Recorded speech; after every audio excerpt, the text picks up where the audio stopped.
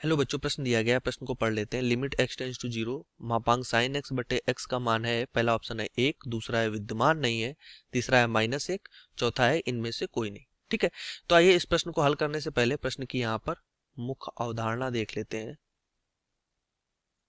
मुख्य अवधारणा, तो हम यहाँ पर मापांक फलन की परिभाषा लगाएंगे। हम मापांक फलन की परिभाषा जानते हैं। मापांक फलन x जो होता है, इसकी अगर हम परिभाषा की बात करें तो ये x देता है जब x का मान लेस देन जीरो हो, -x, और जब x का मान ग्रेटर देन जीरो हो तो ये +x देता है। ये मापांक फलन की परिभाषा होती है। तो इसी अनुसार अपने प्रश्न को हल करते हैं। हमें प्रश्न क्या दिया गया है, limit x tends to zero, यहाँ से हो जाएगा साइन x और बटे का हो जाएगा यहाँ पर x।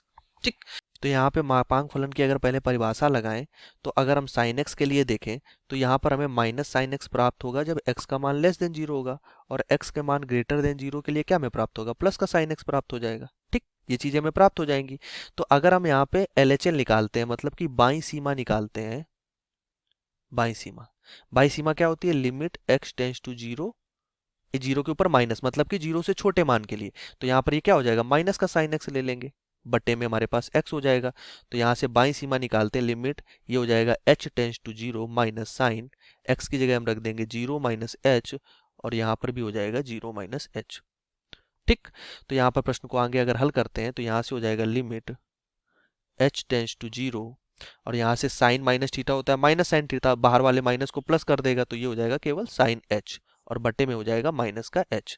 तो यहाँ से माइनस लेते हैं बाहर, और ये हो जाएगा limit h tends to zero sine h बटे का h। तो limit h tends to zero sine h बटे h जो हमारे पास होता है, ये हमारे पास एक मानक सीमा है। यहाँ पे साइन है, ये साइन h, ये हमारे पास एक मानक सीमा है जिसके मान हमारे पास 1 होता है। क्या, लिमिट यहाँ पे लिख देते हैं x tends to zero sine x बटे x इक्वल टू मान होता है 1। तो इसी प्रकार इसका मान क्या आ जाएगा, माइनस का 1 आ जाएगा। अब इसी प्रकार अगर हम दाईं सीमा देखें, दाईं सीमा के लिए, तो ये बन जाएगा limit x tends to zero plus, zero से अधिक के लिए तो प्लस का साइन x होगा और बटे में x होगा। अब यहाँ से अगर इसकी दाईं सीमा हम निकालते हैं तो ये हो जाएगा limit h tends to zero, ये हो जाएगा साइन जीरो प्लस h, और बटे में आ जाएगा जीरो प्लस h। तो ये हो जाएगा limit h tends to zero sine h बटे का h, और इसका मान होता है 1। तो यहाँ से अगर देखें तो जो हमारे पास दाईं सीमा है या बाईं सीमा जो है वो दोनों इक्वल नहीं है। दाईं सीमा जो है वो इक्वल नहीं है बाईं सीमा के, या बाईं सीमा जो है वो इक्वल नहीं है दाईं सीमा के।